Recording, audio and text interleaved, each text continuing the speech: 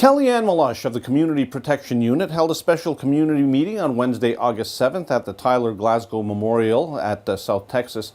The discussion, train whistles. KTV spoke to her about the meeting and what is next in the cessation process. When I arrived, there was one person here, which was from our local newspaper, and I was really hopeful when I made 14 copies of the mitigation efforts that have to be done and 4 full copies of the report to provide. We did get 9 people that showed up for the meeting.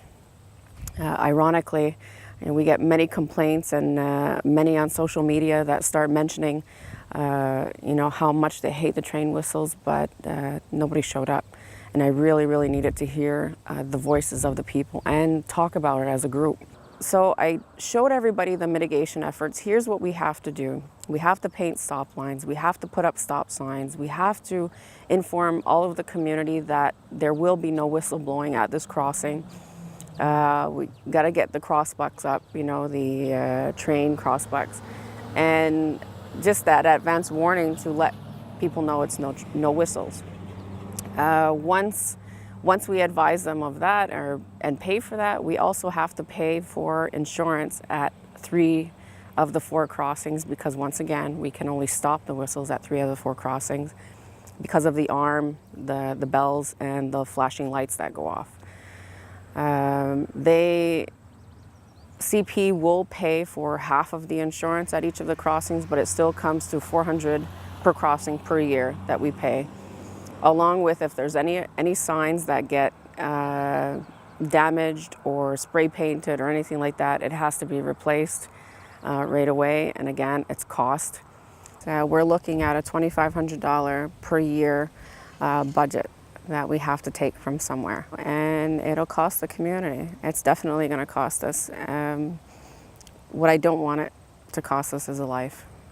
That's what I'm worried about. 2 weeks ago there was an adolescent that was walking on the tracks, headphones on, and listening to music. They seen one of the commuter trains coming. They jumped over onto the other track, didn't notice another commuter train coming, and the commuter train had to make an emergency stop. Called, made a report to the peacekeepers. Peacekeepers responded and talked to the guy.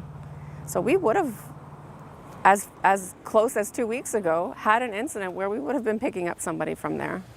And I'm very fearful, the emergency responder in me, the mom in me, I'm very scared of, stopping the whistles. But as civil servants and within council, if the community wants us to, and that's what we'll do. Watch out for, if you do see anybody on the tracks, to tell them to get off. It's not safe. We don't want any incidents to occur. We don't want to have to pick up pieces of people off the tracks. And really, it could happen because of how many incidents that are occurring.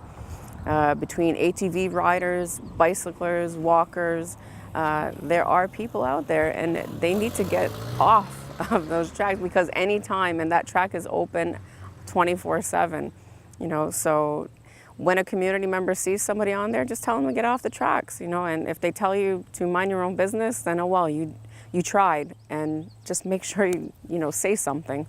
Again, it takes a community, so let's be a community and do this. I do want to keep this open for a 2-week period prior to presenting to council. I don't want to just go there and say I've got 13 people that have voted last night at the meeting and said yes, stop the whistles.